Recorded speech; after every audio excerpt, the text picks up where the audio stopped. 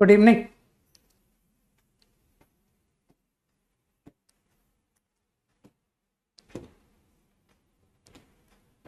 No discussion today, ठीक है। Discussion कल करेंगे, कल केवल डिस्कशन क्लास रखी है मैंने, ठीक है।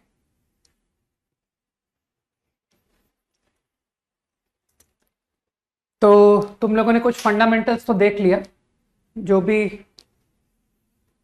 वेक्टर के फंडामेंटल्स मैंने बताए वो तुम सभी लोगों ने देख लिया, राइट।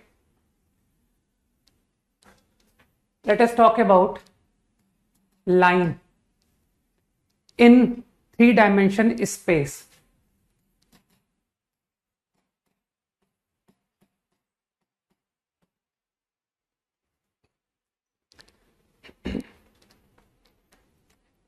अब मुझको लाइन की इक्वेशन स्पेस में लिखनी है, तो लाइन को डिफाइन करने के लिए क्या तुमको इंपॉर्टेंट है? एक कि उसका कुछ डायरेक्शन का आइडिया आ जाए। डायरेक्शन जैसा तुम 2D में करके आए हो कि सर डायरेक्शन के इक्विवेलेंट स्लोप या इंक्लिनेशन, सही। तो अभी हम स्पेस की बात कर रहे हैं। तो if I give you a vector, suppose this vector I am calling it vector m parallel to line. मैंने तुमको एक वेक्टर दे दिया which is parallel to line.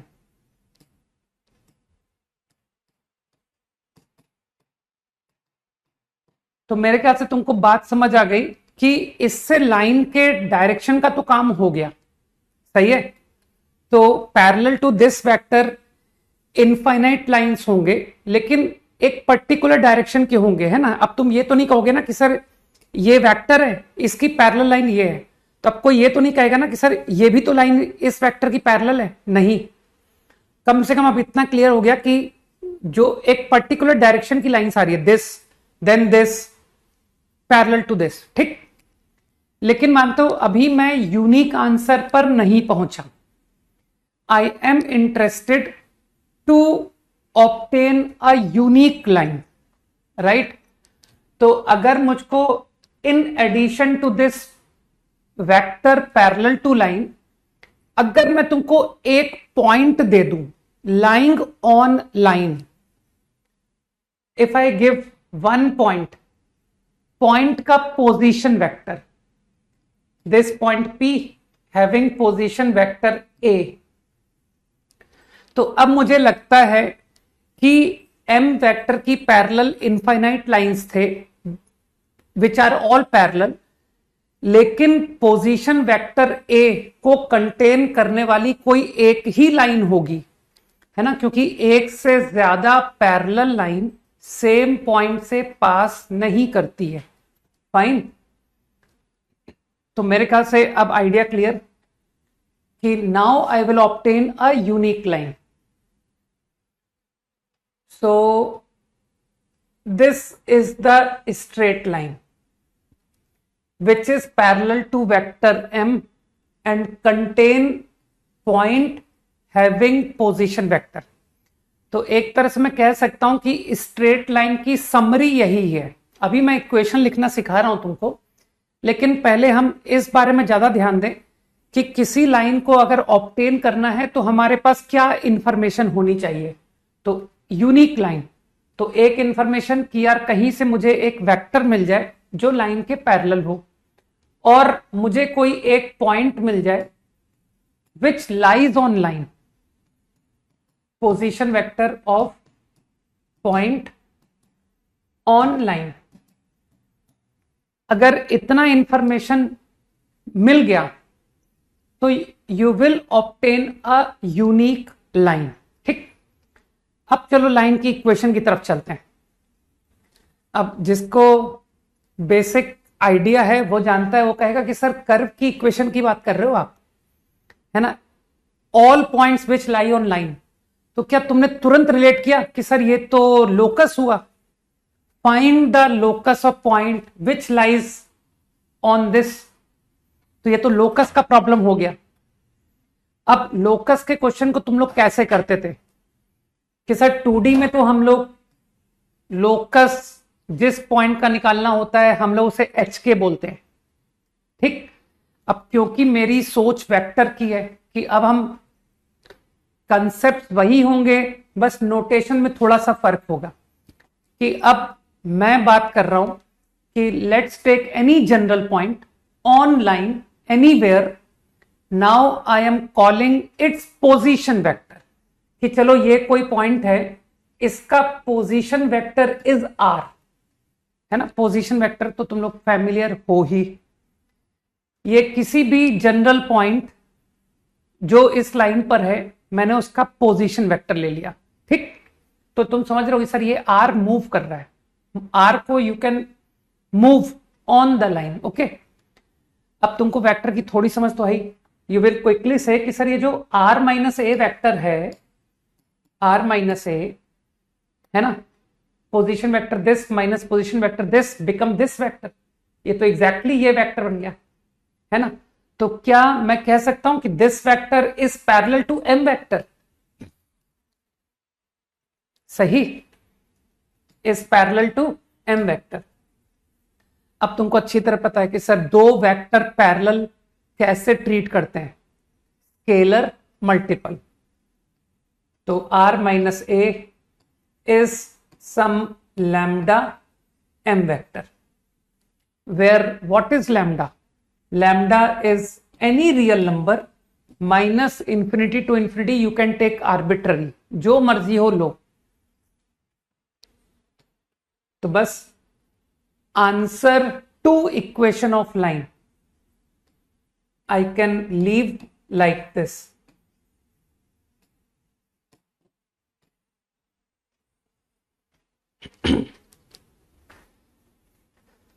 This is the equation of line.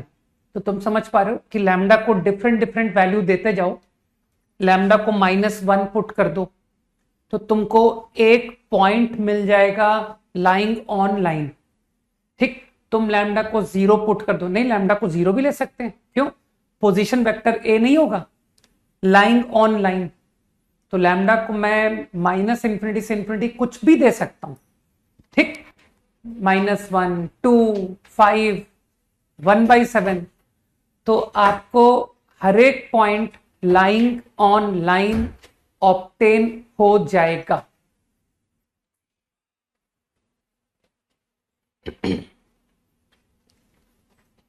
Agree? तो this is the equation of line in vector form, fine. Now one more interesting thing, तुमको given है line का equation, है ना। मतलब basically तुमको ध्यान रखना पड़ेगा कि सर आगे से हम इस ऐसे कंसेप्ट को आइडेंटिफाई करेंगे, गिवन इक्वेशन लाइक दिस, तो हम डायरेक्टली पहचानेंगे कि ये इक्वेशन लाइन रिप्रेजेंट कर रहा है, ठीक। मतलब जस्ट एक एग्जांपल ले रहा हूं, let's say equation like this,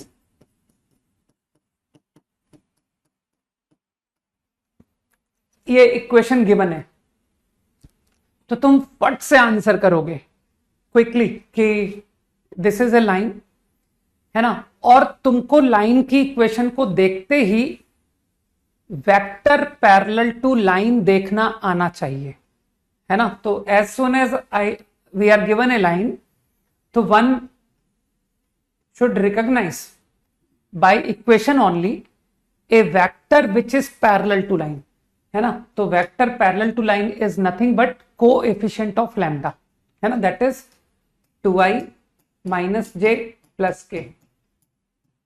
देखो मेरे पास बहुत मेथड्स हैं बताने के, ठीक है, लेकिन लाइन की इक्वेशन को देखते ही तुम डायरेक्ट आंसर करना सीखो कि अगर लाइन की इक्वेशन नोन है तो मैं उसको डायरेक्टली देख करके आपको वेक्टर पैरेलल टू लाइन बता दूंगा, ठीक। और रही बात कि सर पॉइंट ऑन लाइन, अरे पॉइंट ऑन लाइन तो ये सारे ही तो हैं यार। लैम्डा को 0 दो, 1 पॉइंट ऑन लाइन, लैम्डा को -1 दो, another point on line, lambda को 2 दे दो, थर्ड पॉइंट ऑन लाइन। तो ये सब पॉइंट ही तो है, ये वेक्टर आर क्या है? पॉइंट ऑन लाइन ही तो है, ठीक। तो लैम्डा को कुछ भी वैल्यू दे करके मैं तुमको एक पॉइंट लाइन का बता दूंगा। एक क्या, मैं तुमको 2 3 4 ऐसे पता नहीं कितने पॉइंट बता सकता हूं, ठीक।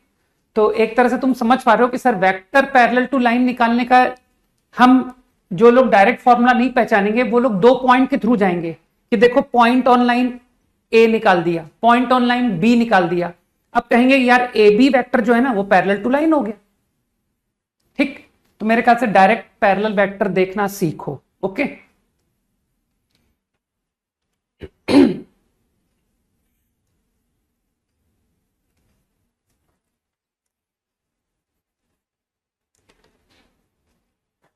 वेक्टर फॉर्म है ना, इसको तुम लोग वेक्टर फॉर्म कह सकते हो, equation of line in vector form.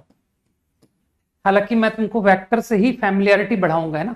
हम लोग कार्टेशियन एक्स वाई जेड का इस्तेमाल कम से कम करके वेक्टर ज्यादा इस्तेमाल करेंगे, क्योंकि हम लोग वेक्टर चैप्टर पढ़ रहे हैं ना, ठीक है। तो लाइन की इक्वेशन इज क्लियर, ओके। चलो, let us talk about two lines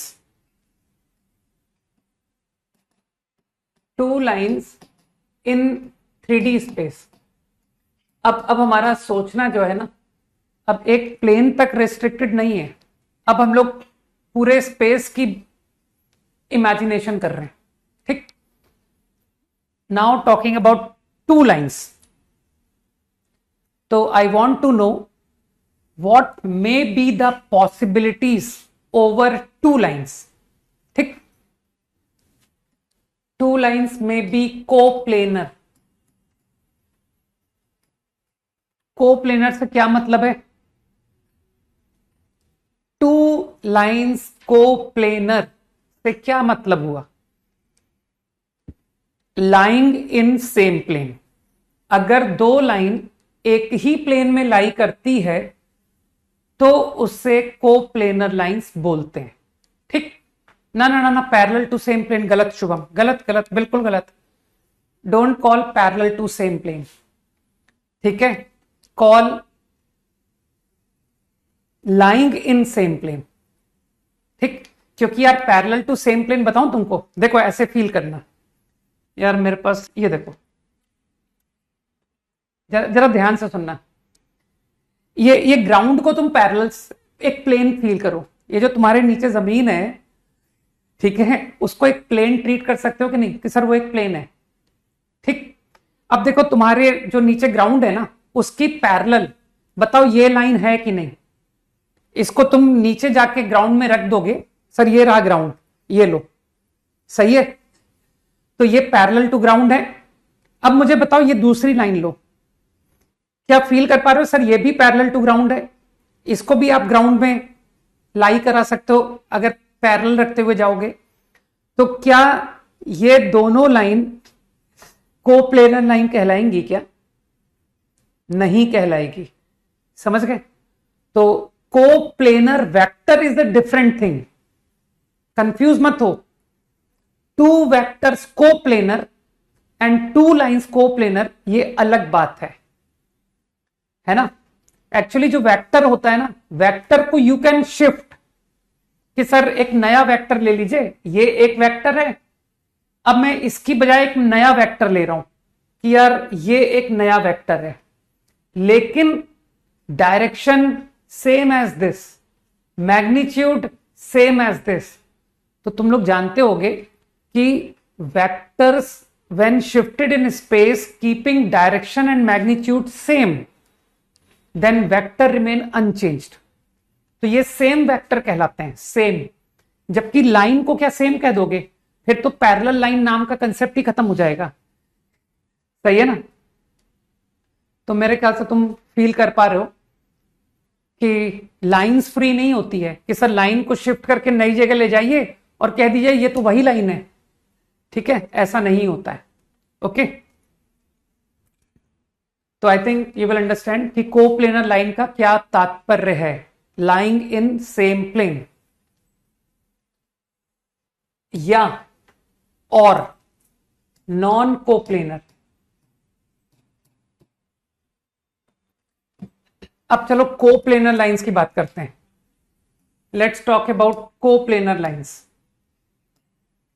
तो आई गेस कोप्लेनर लाइंस का मतलब है अगर तुम सेम प्लेन में ये बोर्ड को ही लें कि सर ये बोर्ड एक बढ़िया प्लेन है ना, अच्छा प्लेन है ये, तो तुम लोग एक काम करो, तुम कोई दो स्ट्रेट लाइन इस बोर्ड में लेने की कोशिश करो, तो देखना तुमको सिर्फ दो पॉसिबिलिटी मिलेगी कि सर बोर्ड में दो लाइन ली मैंने, तो या तो वो इंटरसेक्ट हो गई और या फिर दे आर पैरेलल। इसके अलावा थर्ड पॉसिबिलिटी नहीं मिलेगी। सही? तो coplanar lines may be intersecting, may be parallel.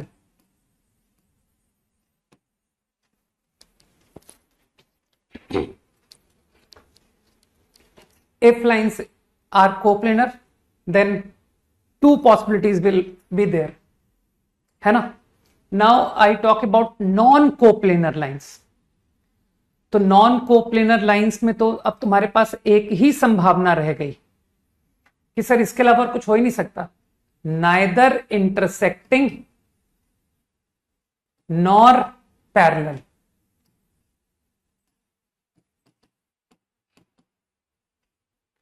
क्योंकि अगर वो इंटरसेक्टिंग होता कि सर लाइंस इंटरसेक्टिंग है, तो गारंटी मैं तुमको एक प्लेन दे दूंगा जो दोनों को कंटेन कर लेगा, ठीक। और अगर दो लाइन पैरेलल हुए तो भी मैं तुमको प्लेन दे दूंगा which will contain both.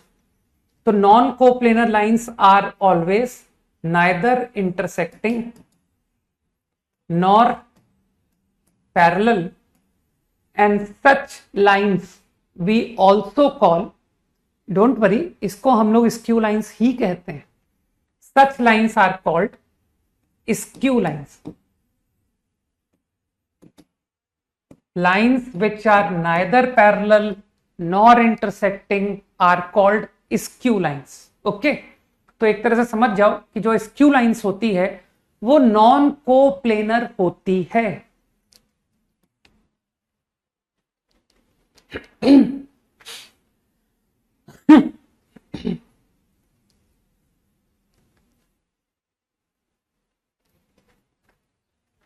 Agree?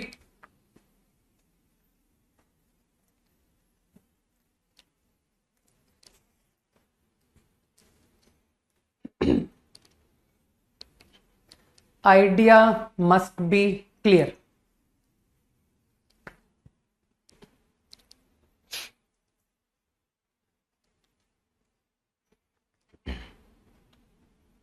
कुछ भी मन में पूछते रहते हो ना कि सर को इंसिडेंट लाइन, कुछ भी, बोथ, थोड़ा अपना भी तो दिमाग इस्तेमाल किया करो। Sir lines which satisfy both intersecting both parallel, को इंसिडेंट, है ना? ओके, आई थिंक बात क्लियर। अब चलो एक थोड़ा सा कैलकुलेशन आइडिया की बात कर लेते हैं, फिर तुमको कुछ और अच्छे फैक्ट्स बताऊंगा। अब मैं बात कर रहा हूं कि तुमको कोई दो लाइंस दी गई है ना, वेक्टर के फॉर्म में लाइन की इक्वेशन नोन है। One line is suppose like this is the equation of one line, and another line is like this। ठीक, तो वो तुमसे क्वेश्चन पूछेगा, find the position vector of point of intersection if exist.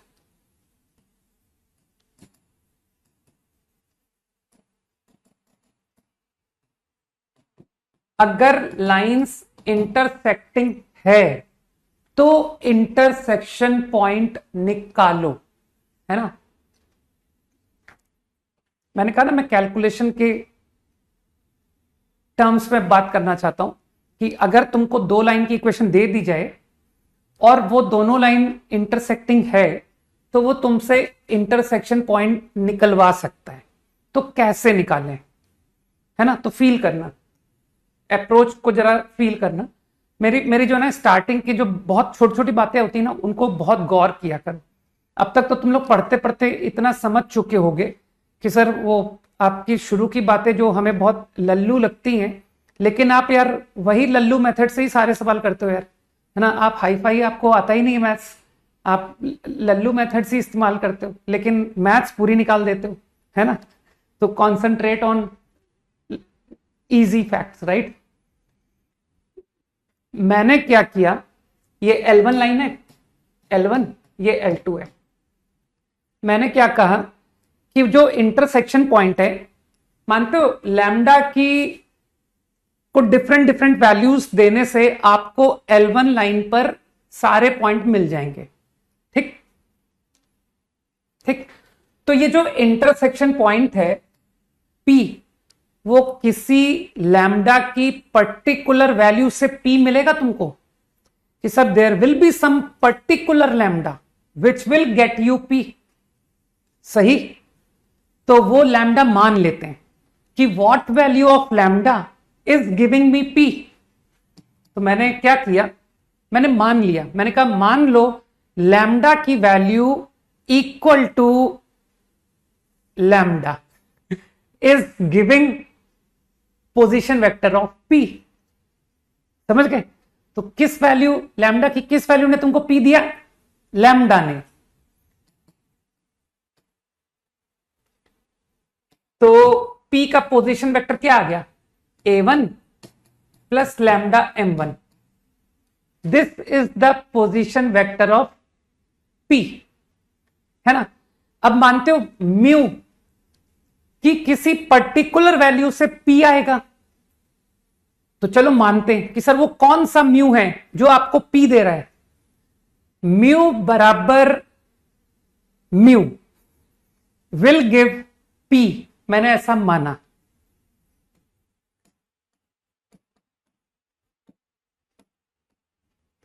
सही।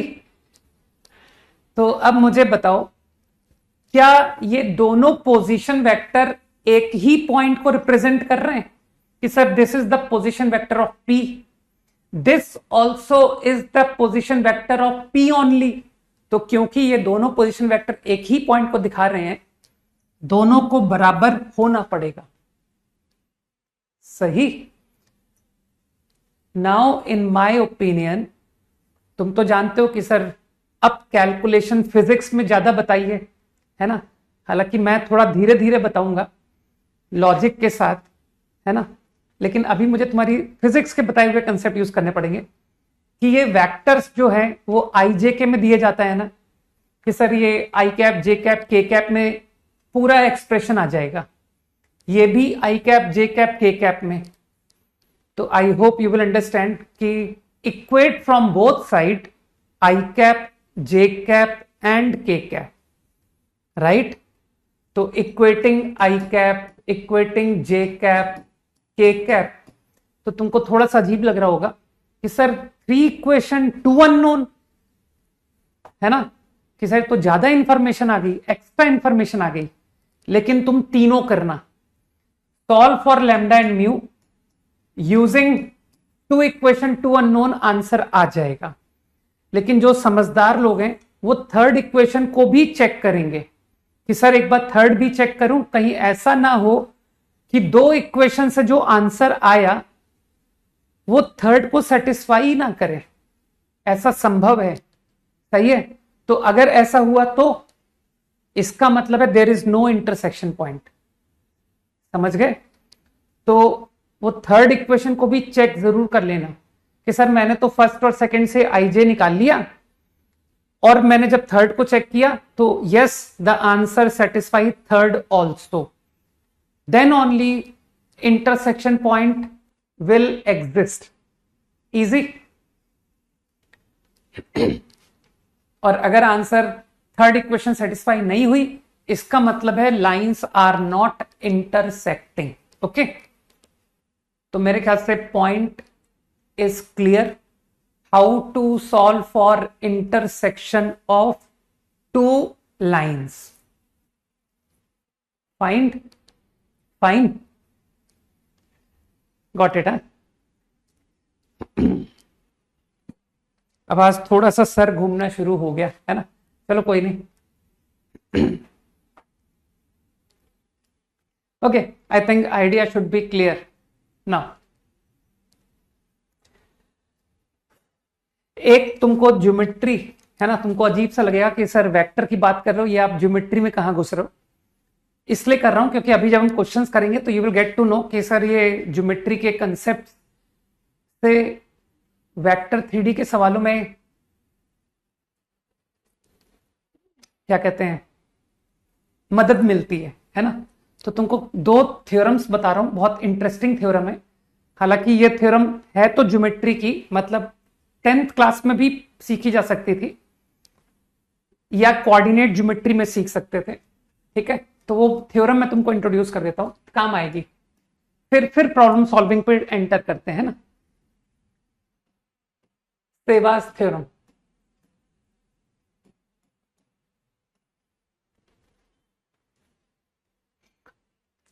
यार coplanar lines perpendicular, कुछ भी सवाल पूछते हो, कोप्लेनर परपेंडिकुलर लाइन इंटरसेक्टिंग होती है कि नहीं होती है? हो भी सकती है और नहीं भी हो सकती, समझ रहे हो। परपेंडिकुलर लाइन ऐसी भी होती है, देखो ये है ना, ये और ये देखो, ये आपस में परपेंडिकुलर है। परपेंडिकुलर लाइन इंटरसेक्ट नहीं भी होती है ना, तब भी एंगल बिटवीन लाइन डिफाइन किया जाता है, मालूम है नितिन। तो ये सब बातें ना तुम्हारी जीके वाली बात है, धीरे धीरे करके अपन करते चले जाएंगे। तो लाइन वेदर इंटरसेक्ट और not, angle is always defined. तो ये दो परपेंडिकुलर लाइन है, ठीक। अब मानता है ये कोप्लेनर नहीं है, लेकिन वही मैं तेरे को एक दूसरा सेट नहीं दे सकता परपेंडिकुलर कोप्लेनर का। ये देख, ये परपेंडिकुलर भी है और कोप्लेनर भी है। तो केवल परपेंडिकुलर बोल देना सफिशिएंट नहीं है। हो सकता है परपेंडिकुलर लाइन कोप्लेनर हो सकता है परपेंडिकुलर लाइन कोप्लेनर ना हो, दोनों पॉसिबिलिटीज हो सकती है। ओके, अब बात करते हैं सेवास थ्योरम की।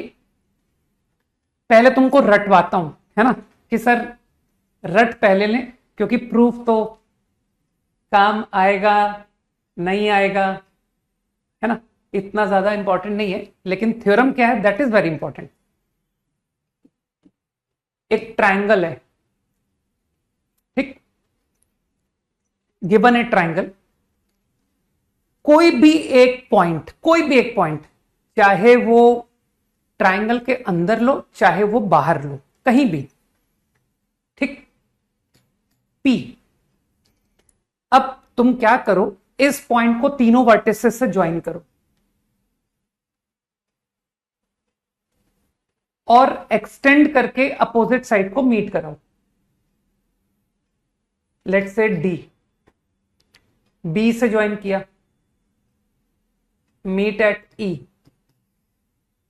C से ज्वाइन किया, मीट एट F। तो है ना, मे बी कि सर P पॉइंट बाहर हो, ऐसा भी संभव है। P आउटसाइड है, A से ज्वाइन किया, मीट एट D, B से ज्वाइन किया, मीट AC एक्सटेंडेड, है ना। तुमने AC को मीटिंग पॉइंट E बोला था ना, E। C से ज्वाइन किया, अरे यार ये तो गड़बड़ हो गया।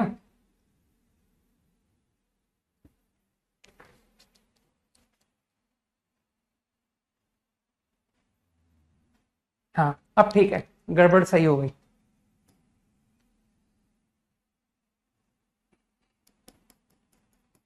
मीट AB एट F, समझ पा रहे हो। मेरा पॉइंट सिर्फ इतना है कि पॉइंट इनसाइड हो या आउटसाइड हो, तुम्हारा रिजल्ट जो मैं लिखवाने वाला हूं ना, वो हमेशा ट्रू होता है, ठीक। अब रिजल्ट की बात करते हैं कि सर रिजल्ट क्या है। रिजल्ट ये है कि एक पॉइंट जिसपे 3 लाइंस कॉन्करेंट है ना, 3 lines concurrent at a point from A, B and C, from ABC meet opposite sides BC, CA, AB। तो बहुत इंटरेस्टिंग रिजल्ट है। किसी भी एक वर्टेक्स से शुरू हो जाओ कि सर चलो बी से शुरू करते हैं, है ना, B D upon D C, ratio जिसमें डिवाइड कर रहा है। अब देखो साइक्लिक ऑर्डर में चलना, B D upon D C into CE upon AE into F upon F B बराबर 1, है ना। Formula true whether this is the case और दिस इज द केस, दोनों के लिए फॉर्मूला इज वैलिड। ठीक, this is what is called Ceva's theorem. Remember, काम आएगी।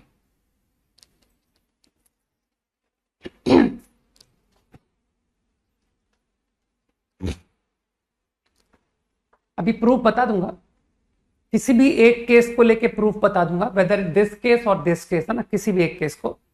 बाकी तुमको तो यार ध्यान में रखना है कि सर ये रटने में इजी, कि वर्टिसेस से 3 लाइंस, है ना, कॉन्करेंट एट ए पॉइंट। तो वो जो 3 लाइंस है ना, जो अपोजिट साइड्स को डिवाइड करेगी ना रेशियो में, वो रेशियो का product 1, concurrent intersecting at same point. यार कैसी बात कर रहे हैं। ठीक, नाउ प्रूविंग फट से बता देता हूं। Let's target B D upon D C, B D upon D C, concentrate करो, ठीक है। फील करना, क्या मैं B D upon D C को बोल सकता हूं कि sir this is area of triangle BPD upon triangle CPD. इस बात को जल्दी से वेरीफाई करो। अरे बीडी को बेस ले लिया, सीडी को बेस ले लिया, तो मानते हो बीपीडी का एरिया जो एल्टीट्यूड होगा, हाइट, वो पी से पड़ेगा। और उसी तरह से सीपीडी ट्राइंगल का अगर सीडी बेस है तो एल्टीट्यूड फिर पी से पड़ेगा, तो हाइट तो दोनों में सेम है, कट गया। तो बिल्कुल सही बात है, BD is to DC is equal to this ratio. ठीक, अब थोड़ा सा मैनिपुलेट कर रहा हूं मैं। अब मैंने कहा कि चलो यार ये रेशियो लेते हैं, P A P D, P A P D. P A P D को क्या तुम सेम थॉट से सोच सकते हो कि सर ये जो पी ए पी डी है, मैं इसको बोल सकता हूं A P B triangle upon B P D triangle area. इस बात को जल्दी से सोचो कि हां ये लिखा जा सकता है, ये ट्राइंगल एपीबी और ये ट्राइंगल, है ना, बेस हाइट तो दोनों में कॉमन आ रही है। अब तुम सोच रहोगे कि सर यही रेशियो आप एपीसी और सीपीडी भी तो लिख सकते थे, एपीसी सीपीडी। एग्री कि हां लिख सकते हो, बिल्कुल। AP is to PD, I can also write APC upon CPD।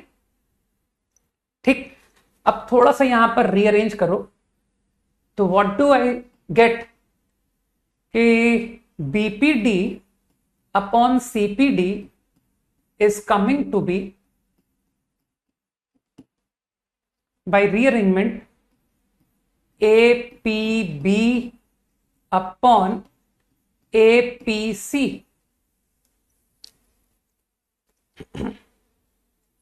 सही है, समझो।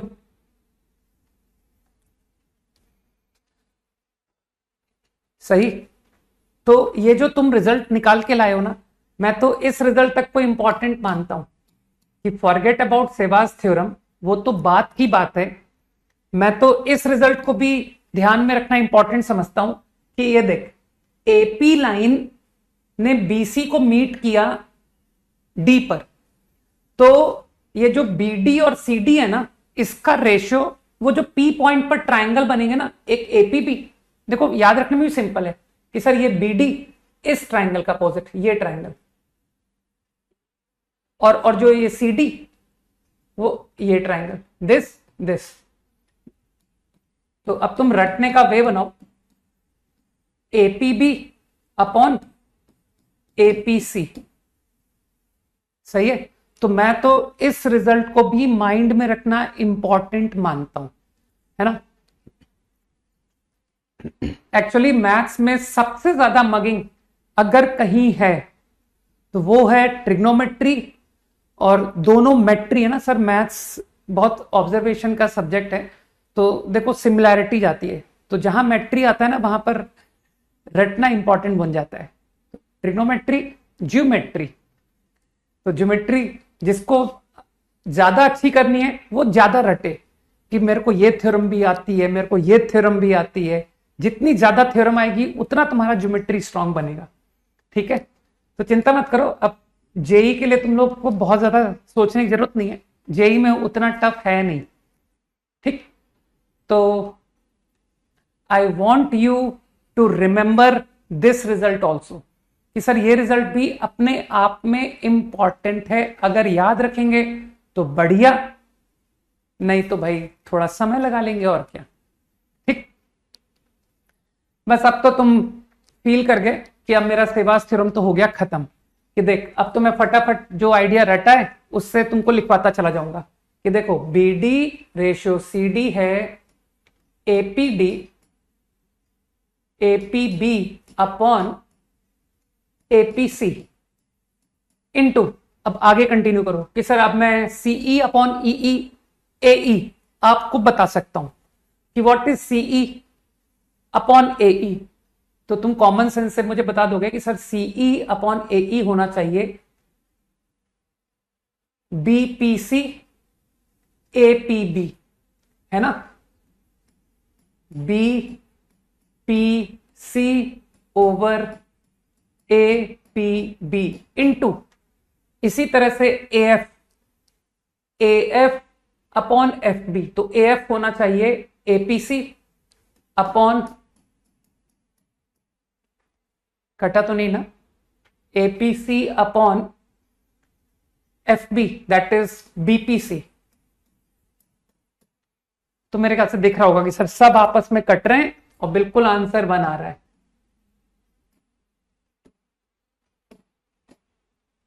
तो योर थ्योरम इज करेक्ट। बस अब तुम रट लो, है ना। ये थ्योरम मैं प्रॉब्लम्स में डायरेक्ट लगाऊंगा, कॉल्ड सेवास थ्योरम।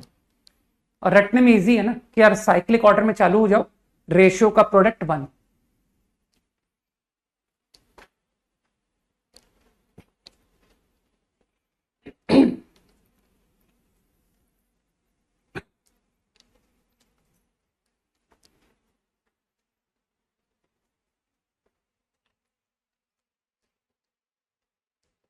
डन। बस एक थ्योरम और करते हैं, फिर थोड़ा सा प्रॉब्लम वेक्टर में वापस कम बैक करते हैं ना। और अभी तुमको दिखा दूंगा यूज, यार ये थ्योरम जानने से बड़ा फायदा होता है। वेक्टर के प्रॉब्लम्स में ही तुमको शो कर दूंगा। Done. Now there is one more very important theorem called Menelaus's theorem.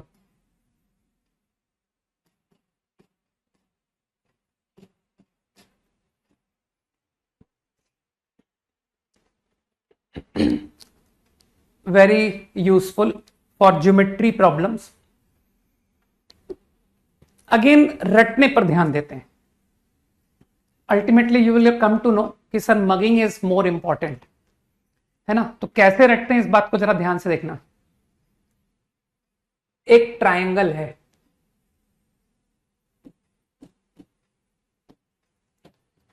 और एक लाइन है, one straight line and one triangle. कैसी भी लाइन बना दो कि सर ये है वो लाइन, ठीक।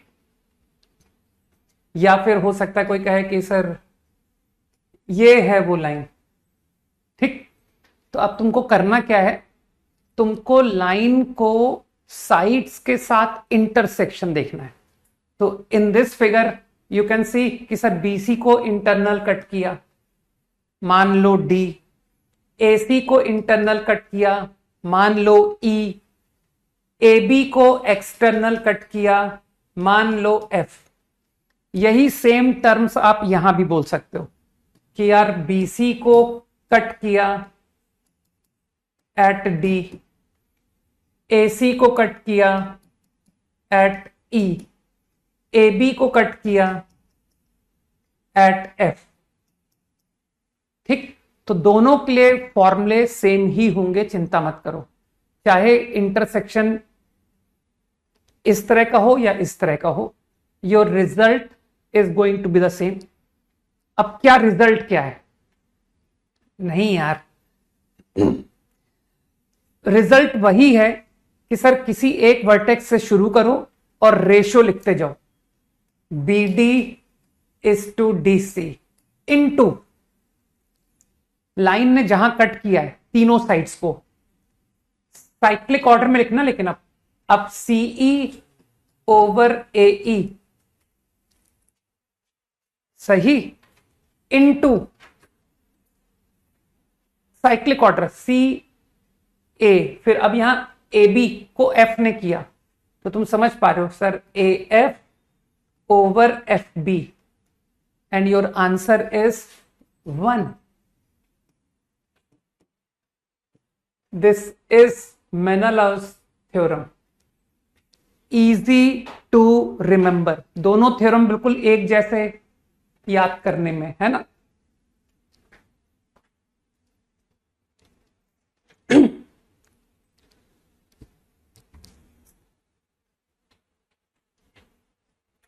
एकदम सेम ही है।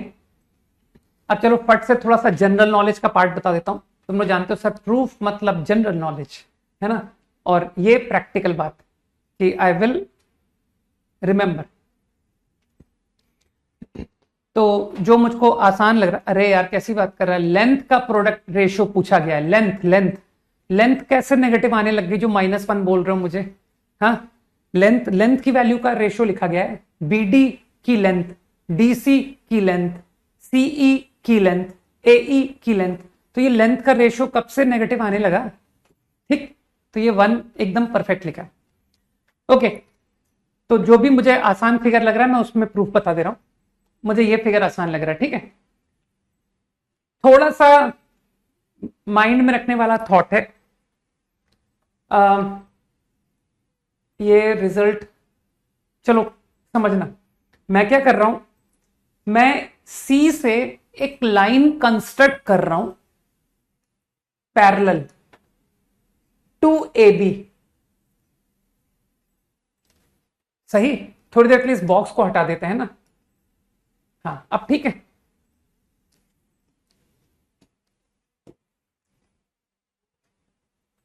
मैंने लाइन कंस्ट्रक्ट की पैरेलल टू AB। ध्यान रखना, what is this? This is parallel to AB। कुछ नाम कर दो यार इसका, G। सही। अब तुमको पैरेलल लाइन, मैंने जैसे ही बोला पैरेलल, तो तुमको थॉट आया ना कि सर पैरेलल लाइन होते ही मेरे को सिमिलर ट्राइंगल की फीलिंग आने लग गई।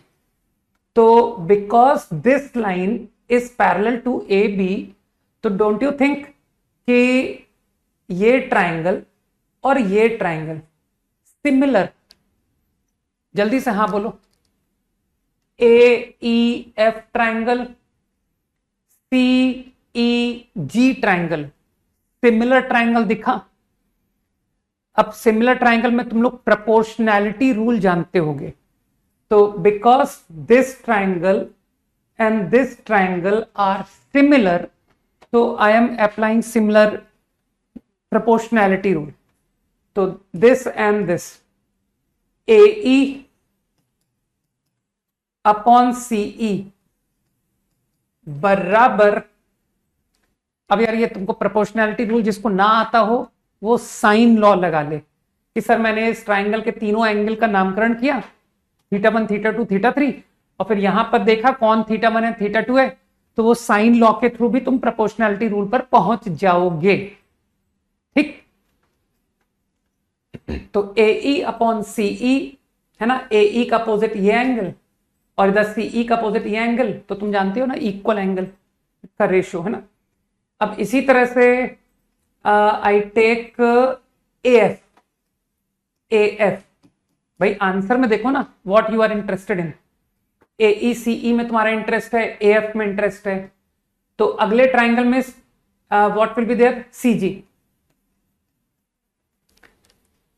अब तुम्हारे में से कुछ लोग सोच पा रहे हैं कि सर ये सी जी को हटाओ यार, ये सी जी मेरे लिए गड़बड़ कर रहा है, 3 तो बढ़िया आ गया आंसर में, बस सी जी को एलिमिनेट करना है, तो थोड़ा सा फिर बुद्धि लगाते हैं, है ना, कॉन्सेंट्रेट करना फिगर पर। You are interested in C G, right? मानते हो this triangle, this blue triangle and this another blue triangle, sir ये भी सिमिलर है, जल्दी से हाँ बोल दो कि this and this are similar. तो मैं ये 2 ट्राइंगल पर भी सिमिलैरिटी रूल लगा दूं, है ना, तो now applying similarity rule over this and this, तो you will understand B D upon C D बराबर F B upon C G. बस मेरे ख्याल से अब तुम समझ गए कि सर हो गया प्रूफ। अब आप आराम से सी जी को एलिमिनेट कर दो, दोनों को डिवाइड कर दो, तो जैसे ही डिवाइड करूंगा योर रिजल्ट इज ऑब्टेन्ड।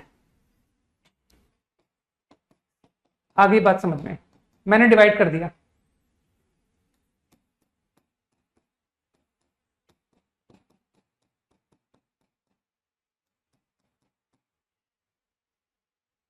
सही है ना, ये आ गया, तो इसको रीअरेंज कर लो, योर आंसर इज ऑब्टेन्ड। बस ठीक है, अब फॉर्मूला रट लो, अब हम वेक्टर 3D की प्रोसेस शुरू करें भाई, है ना, काफी ज्योमेट्री जान ली।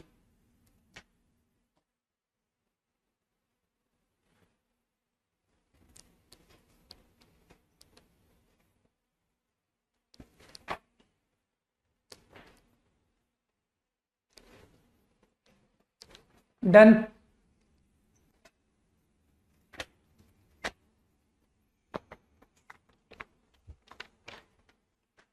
ठीक,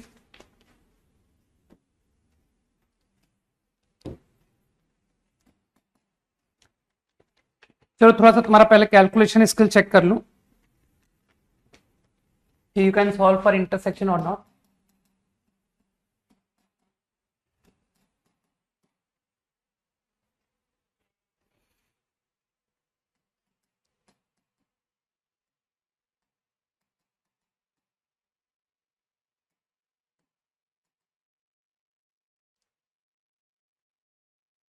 पॉइंट ऑफ इंटरसेक्शन ऑब्वियसली,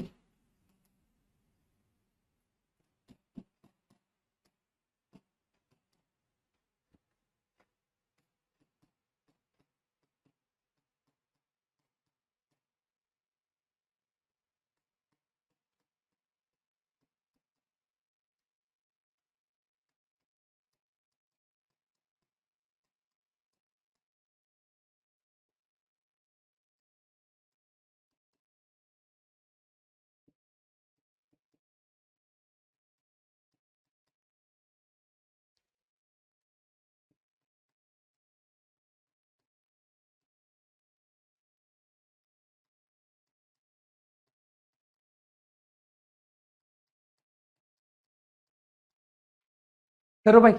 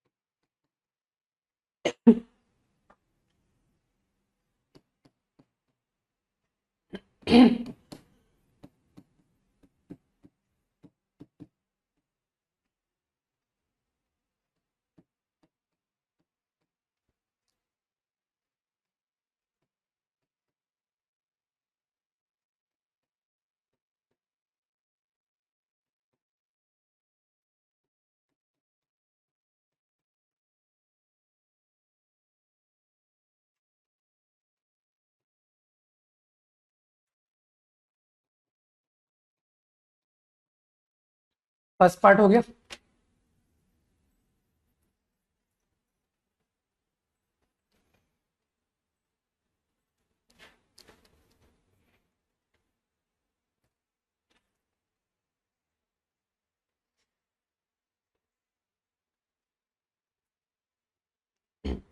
कर दूं, इक्वेशन बनाऊं फटाफट। वो तो तुम जानते हो कि इक्वेट सम लैम्डा बराबर लैम्डा, सम म्यू बराबर म्यू। मान लिया योर इंटरसेक्शन पॉइंट, लैम्डा की वैल्यू लैम्डा से इंटरसेक्शन आया, म्यू की वैल्यू म्यू से इंटरसेक्शन आया, तो equating I cap from both side 1 + 2 lambda, यही आया ना, is I cap from here 4 + mu. This is one equation equating j cap -1 -3 lambda, j cap from here -3 -4 mu, k cap -10 +8 lambda, -1 +7 mu। सही answer Ayush, 1, 2। Lambda को 2 बता रहे हो ना? हाँ, लैम्डा 2 है, बिल्कुल सही। तो I think by solving lambda is 2, mu is 1। और मेरे ख्याल से ये थर्ड इक्वेशन भी सेटिस्फाई हो रही है ना, कि सर वो थर्ड को भी सेटिस्फाई कर रहा है, बिल्कुल कर रहा है।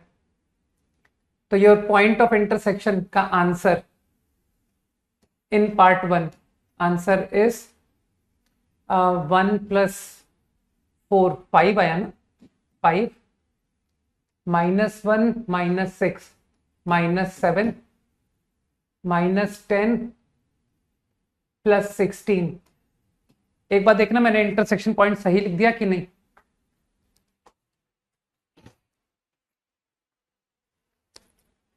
अगला करो, अगला, तब तक मैं नेक्स्ट लिखता हूं, है ना।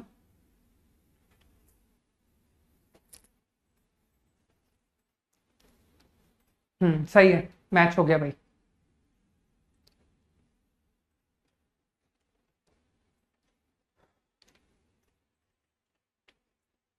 सही है रौनक, सेकंड का आंसर।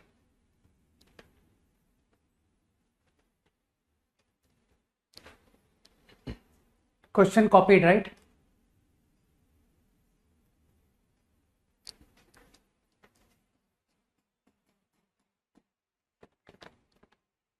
हम्म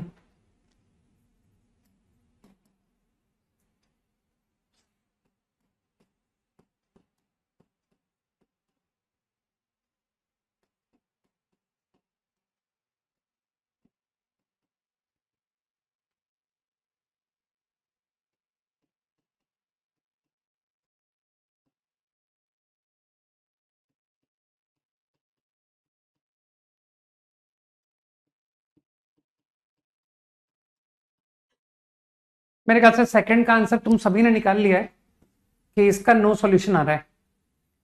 तो ये दो लाइन के लिए तुम क्या आंसर करोगे? स्क्यू लाइन बोल दूं? क्योंकि मुझे ऐसा लगता है कि तुम दोनों के पैरेलल वेक्टर देख पा रहे हो कि सर दोनों के जो पैरेलल वेक्टर हैं वो आपस में पैरेलल नहीं है। तो क्योंकि लाइन का पैरेलल वेक्टर पैरेलल नहीं है, तो मानते हो लाइंस भी पैरेलल नहीं है, और लाइंस इंटरसेक्टिंग भी नहीं है। वो तुमने कैलकुलेशन से कर दिया कि सर दो इक्वेशन का जो सॉल्यूशन आता है वो तीसरे को सेटिस्फाई नहीं कर रहा है। तो lines are neither intersecting nor parallel. तो क्या आंसर स्क्यू हुआ इसका? Skew lines. सोचो यार, है ना। Okay, next.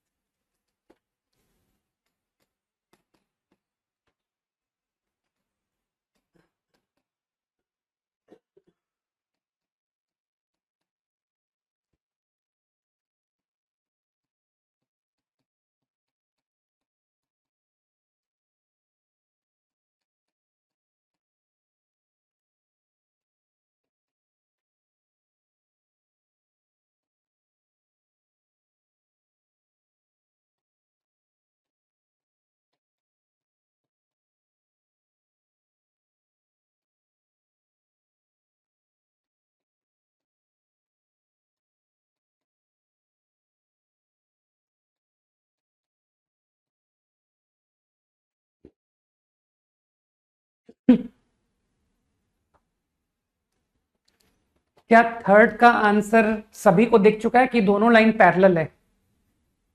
अरे दोनों के पैरेलल वेक्टर पैरेलल हैं यार। 3 - 1 1, ये भी तो 3 - 1 एंड 1 है।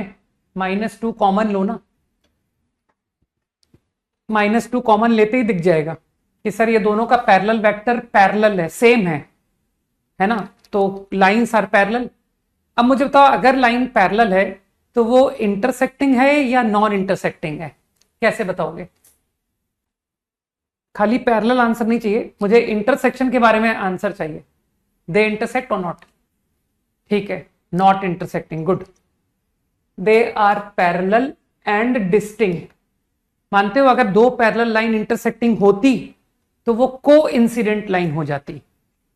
तो पैरेलल एंड डिस्टिंक्ट, ये दोनों अलग लाइन है। तो वैसे तो तुम इंटरसेक्शन के थ्रू जा सकते हो कि सर आईजे के इक्वेट कीजिए, आपको आंसर नहीं मिलेगा। सही है, एक तरीका तो ये। और कुछ लोग थोड़ा सा अगर ऑब्जर्व अच्छा करेंगे ना तो वो कहेंगे कि सर देखिए ये जो लाइन है ना, ये ओरिजिन को कंटेनिंग है। अरे लैम्डा को 0 डाल दो यार, तो पोजीशन वेक्टर r 0 आ गया। तो ये जो लाइन है ये ओरिजिन को कंटेनिंग दिखाई दे रही है। और ये जो लाइन है, क्या ये 2 0 0 को कंटेनिंग दिखाई दे रही है? सोचो सोचो, बगैर कैलकुलेशन के करने की सोच रहा हूं। ठीक, अब मुझे बताओ, अगर ये दोनों लाइन इंटरसेक्टिंग होते, मान लो, तो फिर ये कोइंसिडेंट लाइन होती कि सर ये दोनों सेम लाइन है। तो यार एक बात बताओ, अगर ये दोनों सेम लाइन होते तो ये पॉइंट और ये पॉइंट, दोनों पॉइंट एक ही लाइन पर लाई कर जाएगा कि सर ये भी लाई करना चाहिए, ये भी करना चाहिए। तो तुमको लगता है तुम्हारा पैरेलल वेक्टर 2i कैप आ जाएगा कि सर लाइन का पैरेलल वेक्टर, अरे 2i कैप बोलो या जस्ट i कैप बोलो, एक ही बात है। ठीक, लेकिन सबको दिख रहा है कि सर पैरेलल वेक्टर तो कुछ और ही लिखा हुआ है। तो इसका मतलब है कि ये पैरेलल लाइन नॉन इंटरसेक्टिंग है। अगला, फोर्थ,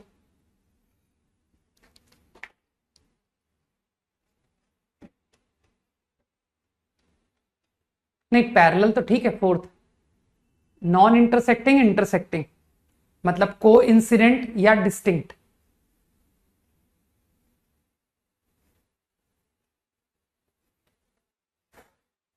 तुम लोग का चैट ही स्टॉप हो जाता है हर थोड़ी देर में।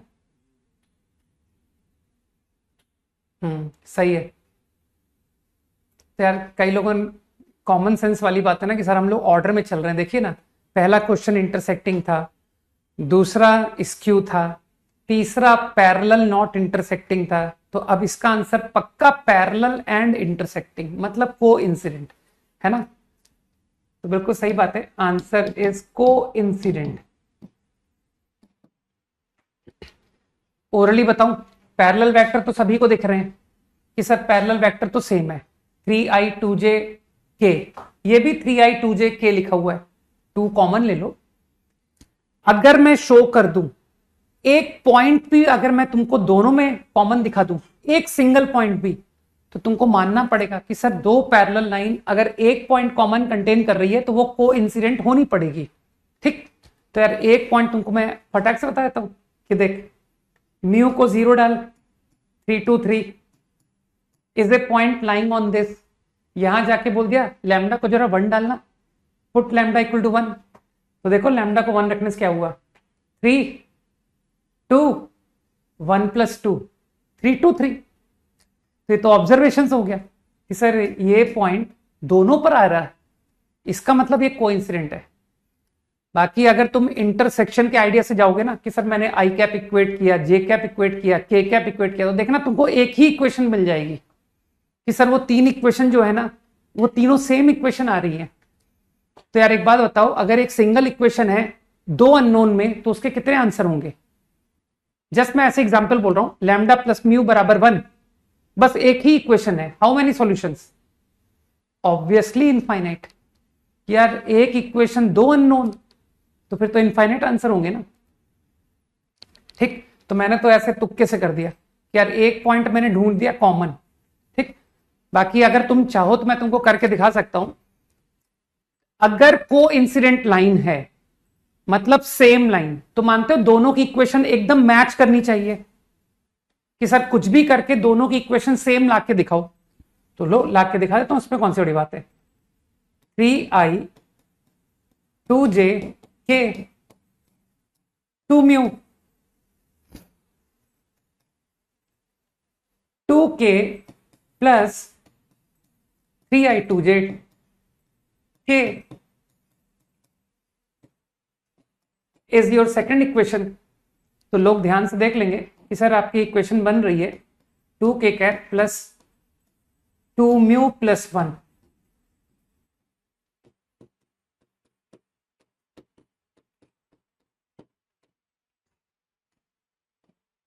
मेरे ख्याल से 2 म्यू प्लस 1 को एक नया पैरामीटर नाम दे दो ना, इसको कुछ नया लेटर यूज कर लो टी। तो मेरे ख्याल से ये इक्वेशन और ये इक्वेशन एकदम मैच कर गई। Easy, 5 seconds quickly.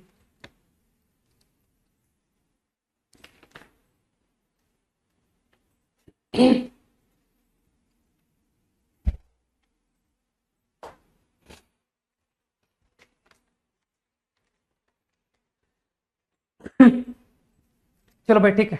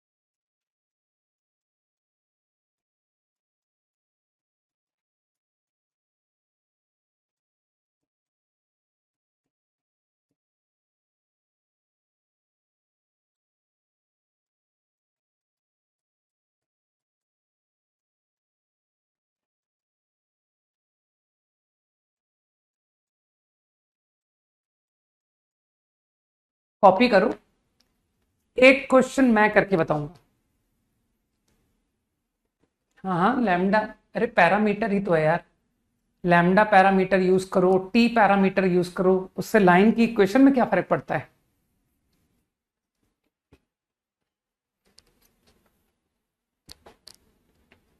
Just copy करो, एक सवाल मैं करके बताऊंगा ना, उसके बाद सारे तुम ही को करने हैं।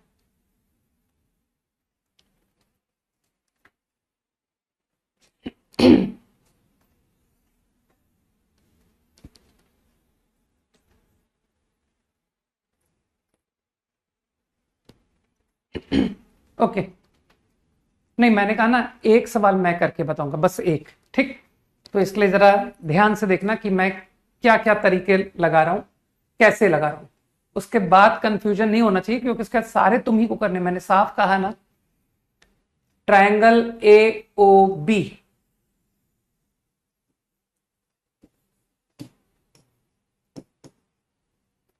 मैं कुछ पोजीशन वेक्टर मान सकता हूं कि सर ट्रायंगल के वर्टिसेस को यू कैन एज्यूम। तो अगर मैं किसी भी एक वर्टेक्स को ओरिजिन मान लूं तो इस पर किसी को कोई आपत्ति नहीं होनी चाहिए कि मान लीजिए ना, ठीक है ना। अब ये मत सोचना क्योंकि ओ लिखा हुआ है इसलिए उसको ओरिजिन ले रहा हूं। हो सकता है मैं तुमको किसी प्रॉब्लम में ए को ओरिजिन ले लूं। तो यहां तो तुम समझ रहे हो कि let's go with the flow. I assumed position vector like this, सही। अब जो कह रहा है करते जाओ, E is the mid point. तो I think using section formula E obtain हो गया। Position vector 1:1 B by 2।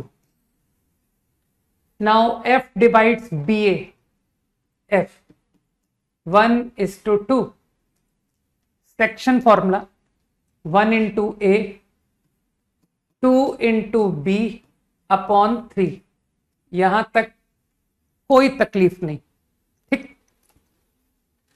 Now AE and OF, AE intersect at P,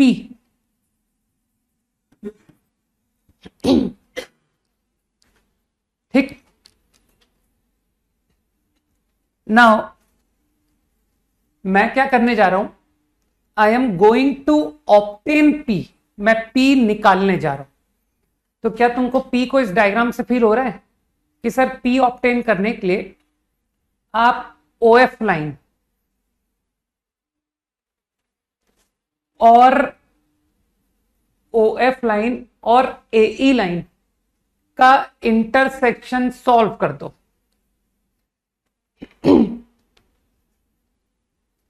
दिमाग लगाओ, है ना। I think OF and AE का इंटरसेक्शन, तो अभी अभी हमने लाइन की इक्वेशन लिखनी सीखी है, उस थॉट को यूज करते हैं।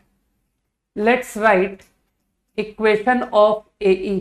मैंने कहा ना अभी आंसर देने पे मत ध्यान दो, क्योंकि अभी थोड़ी देर बाद क्या होगा, तुम लोग मुझसे सॉल्यूशन सुनने के लिए परेशान हो गए कि सर आप बता ही नहीं रहो, है ना। तो मैं एक सवाल पर इतनी ज्यादा एनर्जी लगा दूंगा कि उसके बाद मुझे एक भी ना बताना पड़े, ध्यान रखना। Equation of AE I am going to write. तो AE का इक्वेशन तुम तो जानते हो सर, पासिंग थ्रू A, तुम तो जानते हो ना, 1 point lying on line and parallel vector. तो you can observe parallel vector क्या मैं B/2 - A, वैसे तुम्हारी मर्जी है। अगर मैं B-2A पैरेलल वेक्टर लिख दूं, इसमें किसी को तकलीफ है कि सर वो आपने by2 नहीं लिखा? मेरे ख्याल से I cap and 2I cap ये दोनों पैरेलल होते हैं, है ना। तो अगर मैं पैरेलल वेक्टर B-2A बोल रहा हूं तो किसी को प्रॉब्लम होनी नहीं चाहिए। तो having parallel vector B-2A and containing point vector A, this is the equation of AE. Clear? Now let's write equation of OF. Obviously I am writing equation in vector form only. तो OF का parallel vector अगर मैं A+2B लिख दूं चलेगा? अरे मैं नहीं ले रहा by3, वो हाँ कह दो कि लैम्डा के अंदर चला गया 2, है ना, कि सर ये B-2A/2 आया था लेकिन वो लैम्डा के अंदर चला गया। ठीक है, बिल्कुल ठीक है। Now passing through origin and parallel to A+2B, कैसे भी समझो कि सर वो by3 को हमने म्यू के अंदर ले लिया, है ना, और या फिर पैरेलल वेक्टर A+2B/3 बोलो, पैरेलल वेक्टर A+2B बोलो, कोई फर्क नहीं है ना। स्केलर मल्टीपल जो होते हैं वेक्टर के वो आपस में पैरेलल ही होते हैं। तो लाइन का पैरेलल एक सिंगल वेक्टर थोड़ी होता है, इनफाइनाइट होते हैं। अब तुम समझ पा रहे हो कि अब मैं क्या करूंगा, because I am interested in obtaining intersection. तो अब तो मैं वही लॉजिक पर चला जाऊंगा कि now I am talking about point P, intersection of line AE, intersection of OF। तो अब तो तुम फंडा जानते हो कि मैं क्या करूंगा। आई विल से, मान लो P का पोजीशन वेक्टर AE लाइन पर लैम्डा की वैल्यू बराबर lambda is giving me P. तो position vector of P is what? A plus lambda B minus 2A. This is position vector of P. इसी तरह से mu की particular value बराबर mu A plus 2B. This is P. तो मानते हो कि सर ये दोनों same, because both represent same point, तो दोनों एक ही पॉइंट का पोजीशन वेक्टर है, तो दे आर इक्वल। अब तुमने लेक्चर में देखा होगा, इस डायग्राम में तुमको क्लियर है कि सर वेक्टर ए, अरे O A vector is vector A, vector B O B vector, तो क्या फील कर पा रहे हो कि सर वेक्टर ए और vector B non collinear vector है। और आपने लेक्चर में बताया था non collinear vectors are linearly independent, है ना। तो let's collect all terms one side, vector A coefficient plus vector B coefficient equal to zero vector. फिर बोलोगे using linear independence of A and B, A का coefficient zero करो, B का coefficient zero करो। क्या इसी बात को मैं डायरेक्ट बोल दूं कि अरे यार ए का कोफिशिएंट इक्वेट करना भी एक ही बात है। तो equating coefficient of A 1 minus 2 lambda is mu.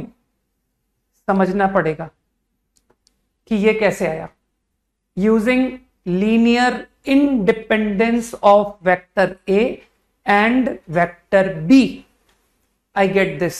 And one more relation कि सर वो वेक्टर B का कोफिशिएंट लैम्डा बराबर 2 म्यू। सही, बस अब तो तुम समझ गए कि सर इससे लैम्डा सॉल्व हो गया, म्यू सॉल्व हो गया। तो आई नाउ गेट लैम्डा बराबर, लैम्डा को रख दो 2 म्यू, 4 म्यू, म्यू 1/5 आ गया। कोई एक सॉल्व कर दो या लैम्डा निकाल दो या म्यू सॉल्व कर दो, एक ही बात है। तो मानते हो तुम्हारा पी का पोजीशन वेक्टर आ गया, तो ये पी का पोजीशन वेक्टर ही तो है ना। तो म्यू इज 1/5, तो position vector of P will be this is position vector of P. तो अब तुमसे क्या पूछा है उसने, तुमसे पूछा है ओपी, तो क्या ओपी की जो लेंथ है उसको मैं मॉड ओपी बोल सकता हूं अपॉन मॉड पीएफ। अब तो तुम्हारे पास सारे पोजीशन वेक्टर आ चुके हैं कि sir I know P, I know O. अब इतना तो वेक्टर का तुमको ज्ञान है कि ये है पी, वो है ओरिजिन, तो mod OP A plus 2b upon 5 modulus what is P F. अच्छी तरह समझते हो सर, एफ का पोजीशन वेक्टर से पी का पोजीशन वेक्टर को घटा दो और मॉड, है ना। तो आराम से दिख रहा है कि सर a प्लस 2b तो आएगा। करो यार calculation, 1/3 minus 1/5 is what, 2 upon 15, 2 upon 15। तो I think final answer is 3/2। This is one method. अभी और बात करते हैं, फिलहाल प्योरली कैलकुलेशन, लाइन का इंटरसेक्शन, ये सारे आइडिया सीखो कि कैसे सॉल्व करते हैं, दो लाइन का इंटरसेक्शन कैसे सॉल्व करते हैं क्विकली।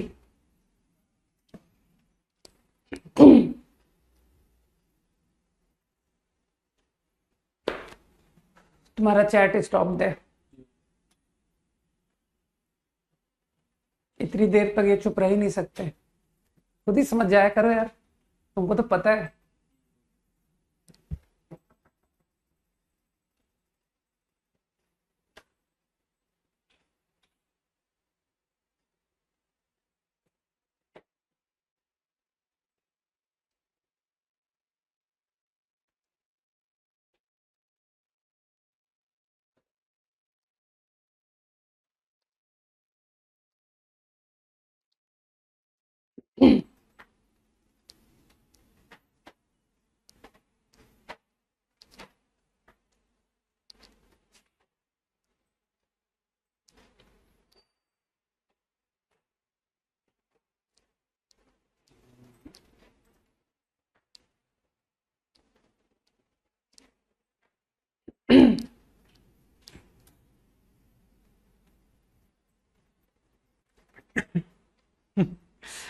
ठीक है ना? तुम लोग भी कहते होगे सर हम चुप रह सकते नहीं, चुप करा दिए जाते हैं। हम चुप रहते नहीं है, करा दिए जाते। ओके,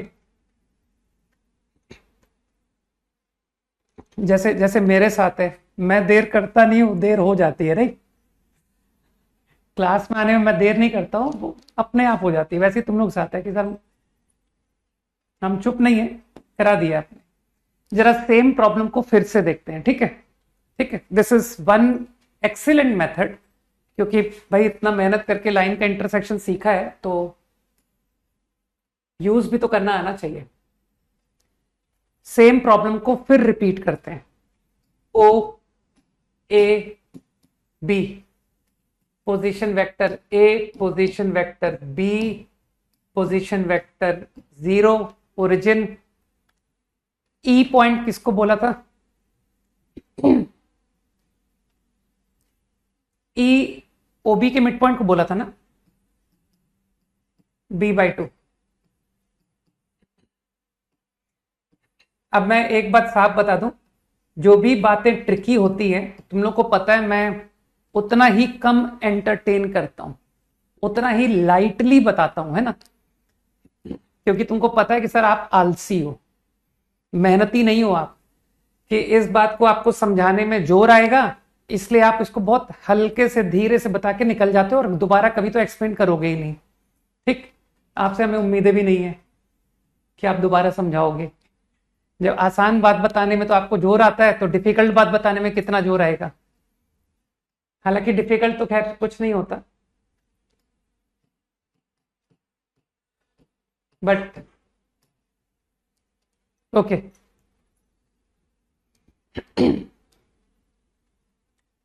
अब थोड़ा बढ़िया कंसंट्रेशन देखना है ना। नहीं, अभी मैं प्योर वेक्टर से बता रहा हूं, still I am using vectors, right? जैसा मुझे कहा गया है, ओ एफ सही, ए ई इंटरसेक्ट एट पी। अब सोच के बताना, ये जो पॉइंट पी है ये ओ एफ पर लाई कर रहा है, सही? ओ एफ, तो इस बात को एग्री करते हो कि ये जो पी पॉइंट है ओ और एफ पर सेक्शन फॉर्मूले से ऑब्टेन होगा, हर कोई जानता है। सोचो सोचो, P is collinear with O and F, तो it will be obtained by section formula over O over F। अब जरा थोड़ा सा दिमाग पर फिर जोर डालना है, ठीक? कि सर हम सेक्शन फॉर्मूला मन से लगा रहे हैं, मन में स्केलर इनटू दिस लगा लिया, scalar into this, scalar into 0, तो क्या तुमको आंसर दिखा? Upon scalar plus scalar. अब नीचे मत कहना सर 2 टाइम्स स्केलर, ठीक है? अरे दोनों बेचारे अलग अलग स्केलर हैं यार। तो क्या तुमको फाइनल आंसर नजर आया कि सर मुझे ये जो पॉइंट है ना नजर आ रहा है, will be scalar into A plus 2b। सोचो सोचो, scalar into A plus 2b। अरे यार एक सेकंड होल्ड, बार बार क्यों फोन कर रहे हैं यार?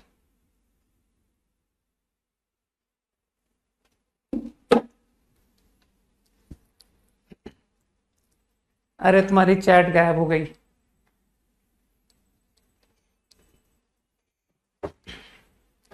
तब तक सोच के रखो कि हमको इनके सवाल का जवाब हाँ देना है कि नहीं, ठीक है? कि ये जो P है some scalar into A plus 2b होगा। आ गया, सबको समझ में आ गया, बिल्कुल सही है। चैट भी देखो ऑन हो गई। अभी तुम नो कहते ना तो चैट ऑफ रहती, लेकिन तुम सब लोग हाँ बोल रहे हो इसीलिए चैट ऑन हुई है ना, तो इसलिए तुम लोग अपने जवाब हमेशा यस में दिया करो, ठीक? कि हाँ सर समझ में आ रहा है। जैसे तुम कहोगे नहीं समझ आ रहा, चैट ऑफ हो जाएगी, right?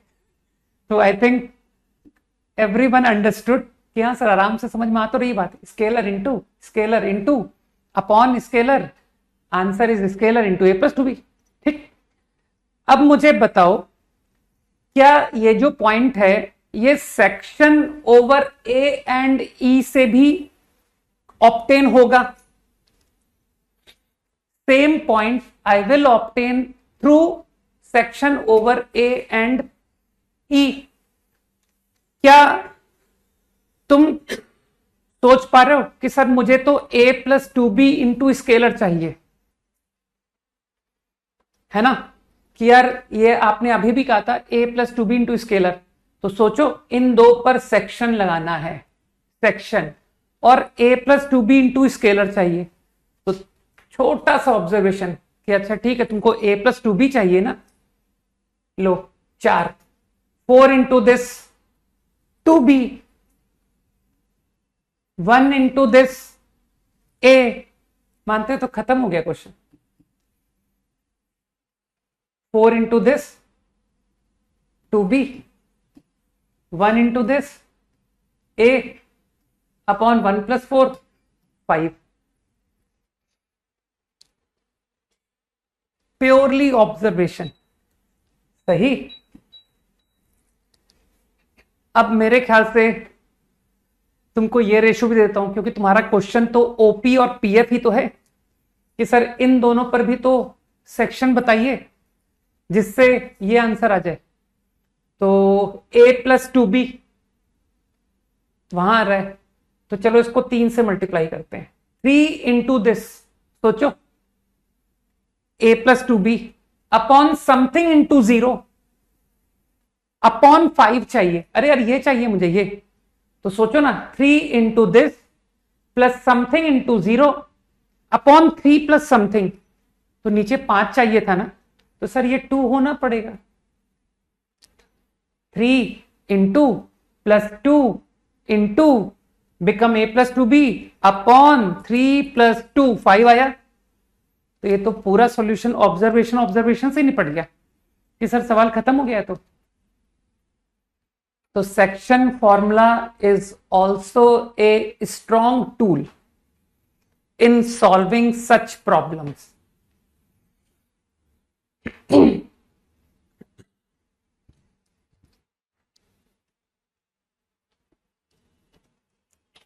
Idea is clear?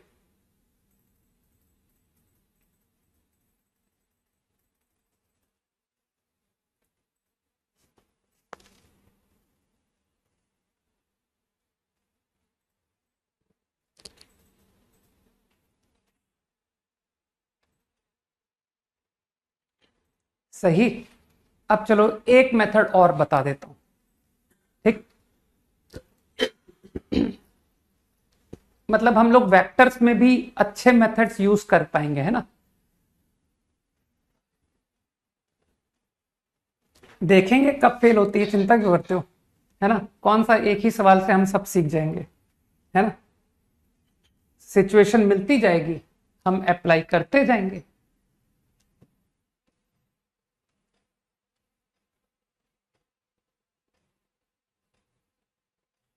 O A B E 1:1, F 1:2, intersection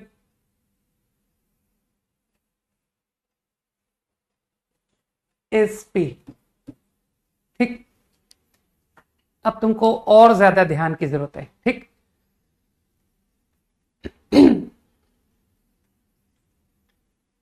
अब मैं क्या कर रहा हूं, इतनी मेहनत से तुमको थ्योरम्स पढ़ाई थी उसका इस्तेमाल कर रहा हूं,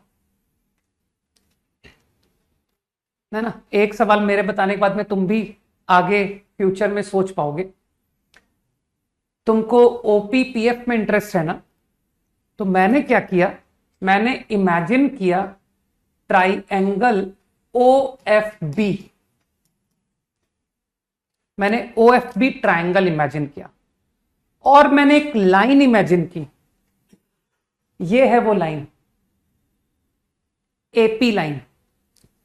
तो कुछ लोग समझ गए कि सर आप मेनोलॉज लगाने जा रहे हो। सही है ना। I am going to use Menelaus, ध्यान से देख लो। I called triangle, I called line, this is the line, this is the triangle.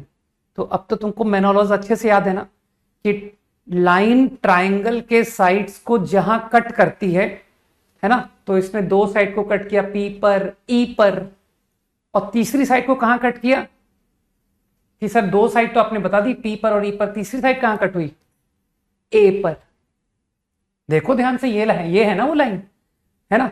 तो अब चलो, तुम तो जानते हो कि सब कहीं से भी स्टार्ट हो जाओ, तो चलो ओ से स्टार्ट करते हैं। O P upon P F into cyclic order. अब जब इस ऑर्डर में गया हूं तो अगला आएगा F A upon B A, है ना। तुमको मेनोलॉस लगानी आ चुकी है। F A upon B A that is what, 2/3 into cyclic order, OP P F, F A B A, BE OE is 1। सही, तो खत्म हो गया क्वेश्चन। Answer is 3/2। तो अब तुमको इमेजिन करना पड़ेगा प्रॉब्लम्स में कि मेनोलॉज अगर लगानी है तो तुमको खुद से ढूंढना पड़ेगा कि यार कौन सा ट्राइंगल, कौन सी लाइन। बस यही इंपॉर्टेंट है कि अगर मेनोलॉज की थॉट आई है तो तुमको वो लाइन और ट्राइंगल को सोचना आना चाहिए कि सर ये ट्राइंगल लीजिए, ये लाइन लीजिए, देखिए खट से मेनोलॉज से आंसर आ गया।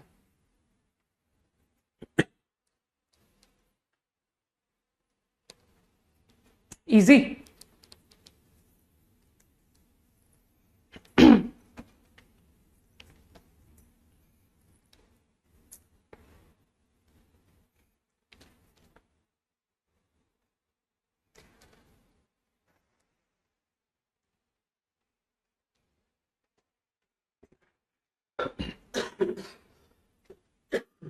तो जो तुमको क्लिक करे ना उससे सवाल कर देना, ज्यादा किसी मेथड के पीछे मत भागना, ठीक है। जब जिस सवाल में जो आइडिया क्लिक करे, थ्रू, है ना। तुम तो जानते हो थ्रू की स्पेलिंग क्या होती है ना।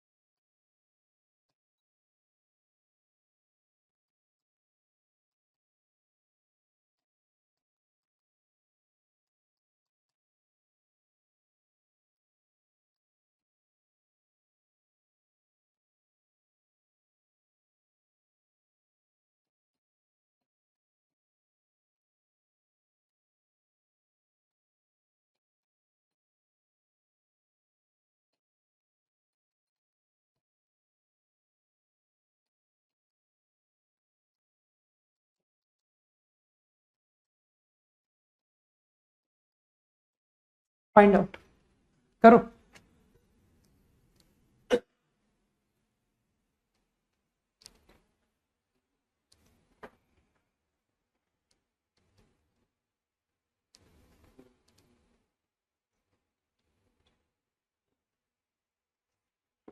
सब कुछ सही था।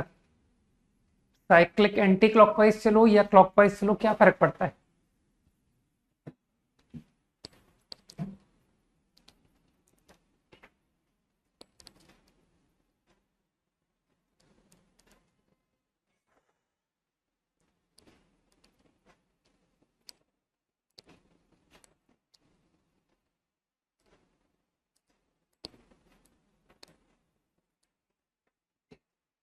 Sachin, you should learn to ignore. Ignore करना सीखो, फोकस इंप्रूव कर जाएगा।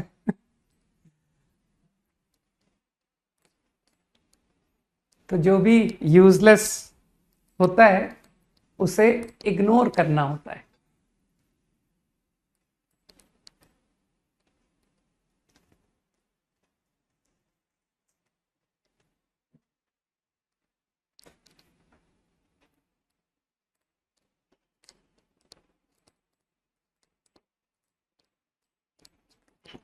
हर जगह यही बात बैठती है ना, इग्नोर पुअर मेथड्स। मुझे नहीं पता, मैं तो मैथ्स की किताबों के अलावा कुछ नहीं पढ़ता, और मैथ्स की किताबें भी बहुत कम पढ़ता हूँ, अब तो नहीं पढ़ता हूँ। और पढ़ता कम, मैं तो मैथ्स की किताबें भी सवाल देखने के लिए करता था। रीडिंग वीडिंग हैबिट मेरी बहुत पहले ही छूट चुकी है। इवन नॉवेल्स वगैरह कुछ नहीं पढ़ पाता अब मैं, इतना मेरा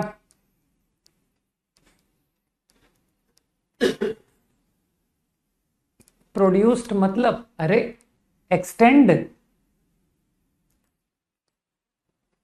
एक्सटेंड करके भाई, एक बार डायग्राम बनाओ तो अपने आप समझ में आएगा।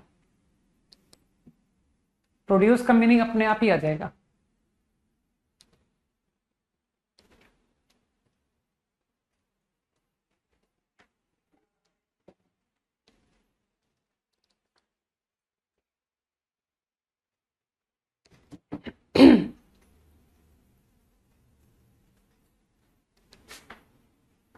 गलत आंसर है कपेश।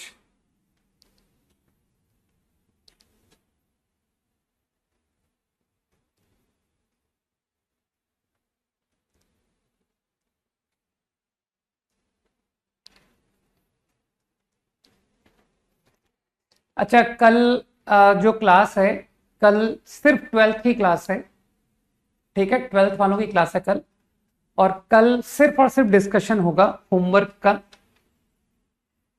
तो है ना। अब तो वेक्टर की क्लास तो अब डायरेक्टली सैटरडे को होगी, ठीक है, तो अपनी वेक्टर की class will be on Saturday. तो कल जो हम लोग 2:15 पर मिलेंगे उसका होमवर्क बता देता हूं। I think 5 problems we have discussed ना, तो फ्रॉम क्वेश्चन नंबर 6 टू, अब थोड़ा तो डिस्कस करें है ना, मेरे ख्याल से ज्यादा नहीं, मैं ज्यादा होमवर्क नहीं दे रहा हूं क्योंकि तुम इतना ज्यादा कर नहीं पाओगे। मुझे लगता है कि तुम, आज का होमवर्क शायद 10 तक था ना, तो मेरे ओपिनियन तुम 30 तक जा सकते हो ना, कि सर इतना तो कर लेंगे। डेफिनेट इंटीग्रेशन तो कल प्योर डिस्कशन होगा, nothing else, no theory, only definite integration discussion. Okay, चलो जल्दी से फिनिश करते हैं, फिर तुम्हारी क्लास का एंड करता हूं। Parallelogram ABCD, middle point M of AD, ये मिडिल पॉइंट जो कह रहा है वो करते जाओ। हाँ, अब ठीक है आंसर, ठीक है ना। सुमित मौर्यन, ठीक है, A5। चलो अब देखते हैं, यहां देखते हैं। तो BM, मानते हो BM line CD extended, CD produced को मीट कर रहा है एट Q। नहीं, सैटरडे को ऑफ नहीं रहेगा, ओके।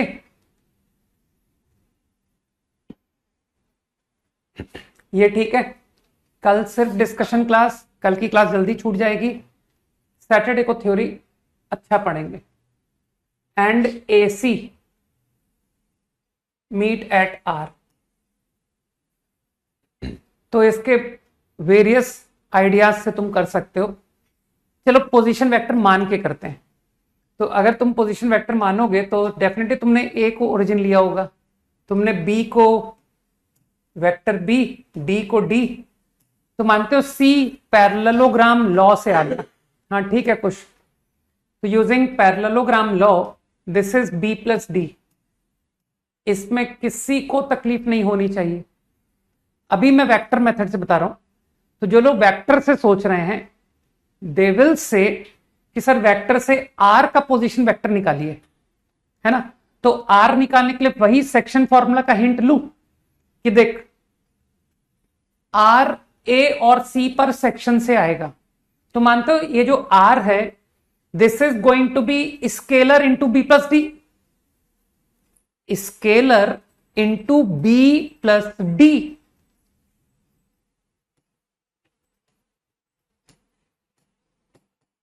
कई लोग समझ गए कि हाँ sir B plus D into scalar.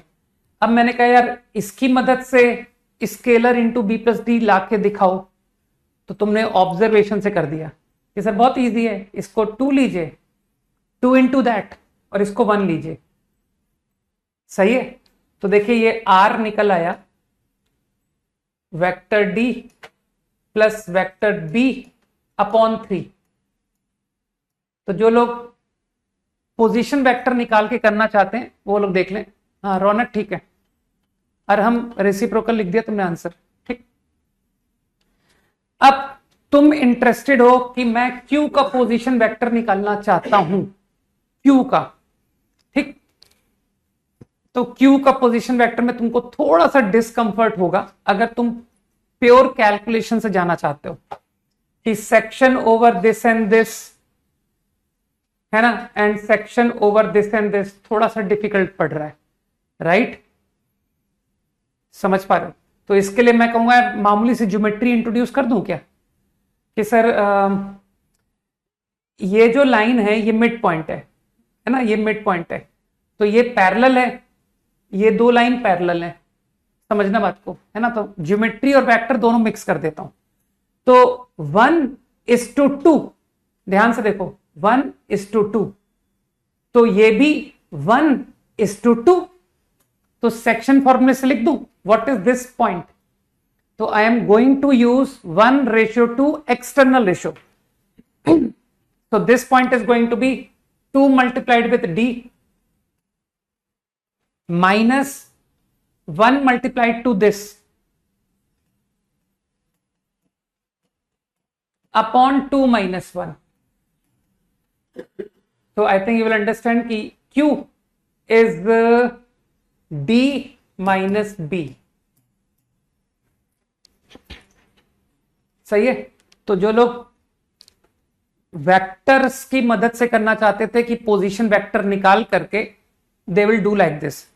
मुझे लगता है कि अब क्योंकि मैंने सारे पोजीशन वेक्टर दे दिए हैं, तो अब तुम खुद मॉड क्यू आर लिखोगे, मॉड आर बी लिखोगे, ठीक है।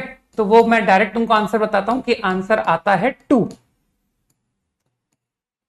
ठीक, ये 2 आता है।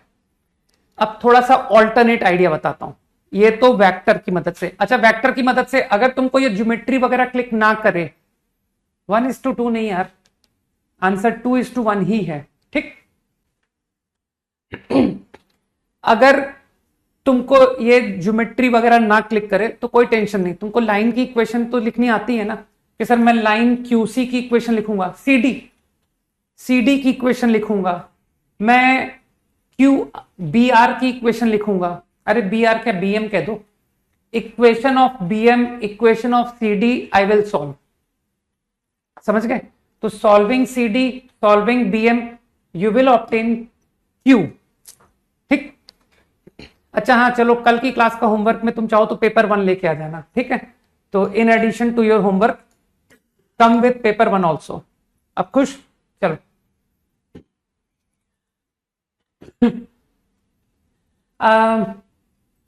यूजिंग ज्योमेट्री, क्या तुम देख पा रहे हो कि सर ये ट्राइंगल और ये ट्राइंगल, किसी को सिमिलर ट्राइंगल दिखाई दिए? These 2 triangles are similar। सोचो कि हाँ ये दोनों सिमिलर हैं, ठीक। बस अब तो बात खत्म करो कि सर ये तो सिमिलर ट्राइंगल से एक लाइन में हो गया, Q R upon R B बराबर Q C upon A B. सोचो सोचो, Q C upon A B, Q C A B, है ना। और मानते हो अभी भी तुमने मुझे बताया था कि दिस अपॉन दिस इज 1:2, तो मानते हो ये लेंथ और ये लेंथ बराबर है, QD और DC बराबर है। तो मेरे ख्याल से तुम फील कर गए कि सर जो QC है वो AB का ट्वाइस हो गया। जल्दी से समझो। तो आई थिंक सबको समझ में आई बात, डायरेक्टली मिड पॉइंट के through QC upon AB is 2, तो खत्म हो गया क्वेश्चन। तो ज्योमेट्री से एक लाइन में प्रॉब्लम खत्म। ओके ठीक है, तो गुड नाइट, जय हिंद। कल मिलते हैं, homework definite integration plus paper 1। Bye.